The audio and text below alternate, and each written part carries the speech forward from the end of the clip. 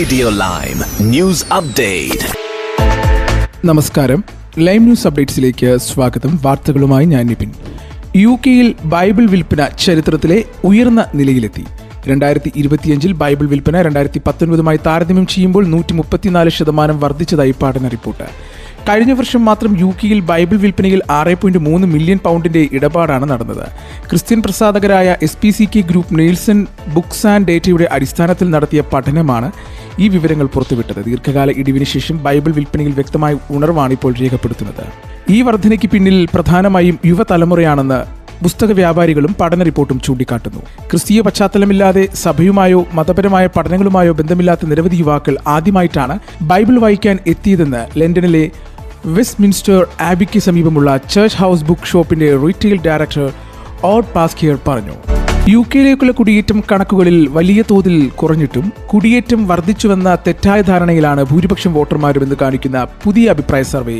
Maureen common നടത്തിയ സർവേയാണ് ഇക്കാര്യം വെളിപ്പെടുത്തിയത്. ജൂൺ 2025 വരെയുള്ള ഒരു വർഷത്തിനിടെ UK-യിലെ നെറ്റ് മൈഗ്രേഷൻ നേരത്തെയുള്ളതുമായി താരതമ്യം ചെയ്യുമ്പോൾ 3/1 കുറഞ്ഞെങ്കിലും 67% ആളുകളും കുടിയേറ്റം ഉയർന്നുവെന്നാണ് വിശ്വസിക്കുന്നുവെന്ന റിപ്പോർട്ട് പുറത്തുവന്നു. അതേസമയം അതിർത്തികളിൽ നിയന്ത്രിക്കുന്നതിൽ സർക്കാരിന് കഴിവുണ്ടെന്ന കാര്യത്തിൽ ഭൂരിഭാഗം ജനങ്ങൾക്കും വിശ്വാസമില്ലെന്നും സർവേ വ്യക്തമാക്കുന്നു.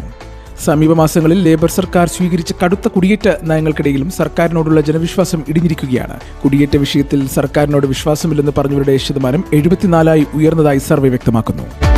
ഇംഗ്ലണ്ടിന്റെ തെക്കുകിഴക്കൻ മേഖലകളായ സസക്സും കെന്റും ഉൾപ്പെടെ 10,000-കണക്കിന് വീടുകളിൽ ഇപ്പോഴുള്ള കുടിവെള്ള വിതരണം പുനഃസ്ഥാപിക്കപ്പെട്ടിട്ടില്ലെന്ന റിപ്പോർട്ടുകൾ പുറത്തുവന്നു.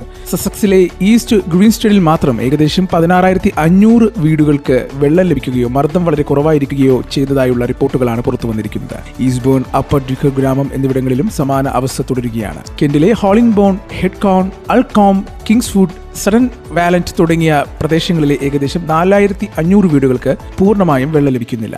ബ്രോതം, സെവനോക്സ്, മെയ്സ്റ്റോണിലെ ലൂസ് മേഖലകളിൽ കുറഞ്ഞ മർദ്ദമോ വിതരണ മുടക്കമോ അനുഭവപ്പെടുന്നുണ്ട്. ഇനി നാട്ടിലെ വാർത്തകൾ.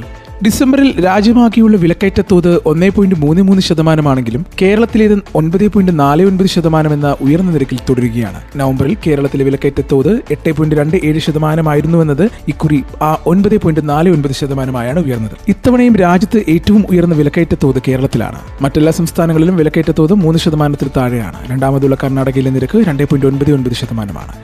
6 സംസ്ഥാനങ്ങളിലെ നിരക്ക് നെഗറ്റീവിലുമാണ്.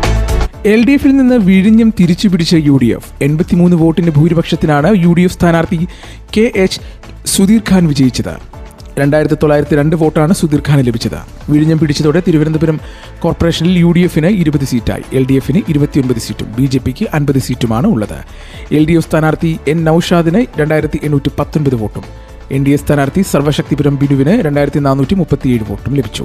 CPM മുൻ കൗൺസിലറും LDF വിമുഖനുമായ NA റഷീദ് 118 വോട്ട് നേടിയത് LDF-ന് വൻ തിരിച്ചടിയായി. ബലാത്സംഗ പരാതിയിൽ മാവേലിക്കര സബ് ജയിലിൽ റിമാൻഡിൽ കഴിയുന്ന രാഹുൽ മാങ്കൂട്ടത്തിൽ MLA SIT കസ്റ്റഡിയിൽ വിട്ടു കോടതി. പോലീസ് നൽകിയ അപേക്ഷ പരിഗണിച്ചാണ് തിരുവല്ല മജിസ്ട്രേറ്റ് കോടതിയുടെ നടപടി. 3 ദിവസത്തേക്കാണ് കസ്റ്റഡിയിൽ വിട്ടത്. രാഹുലിനെ ഇന്ന് കോടതിയിൽ നേരിട്ട് ഹാജരാക്കിയിരുന്നു. കസ്റ്റഡിയിൽ ലഭിച്ചതോടെ രാഹുലുമായി ഉടൻ SIT സംഘം തെളിവെടുപ്പ് ആരംഭിക്കും. അതേസമയം രാഹുലിന്റെ ജാമ്യാപേക്ഷ 16-ന് പരിഗണിക്കും.